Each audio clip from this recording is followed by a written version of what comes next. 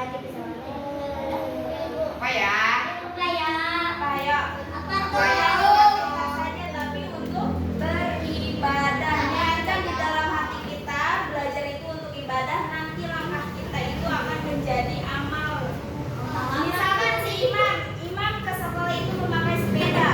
Nah, imam itu dihitungnya dari awal dia apa namanya? Ngegoes sepeda itu dia satu goesan itu dia udah mendapatkan amal. Ipeh jalan kaki dari rumah ke sini itu mendapatkan amal.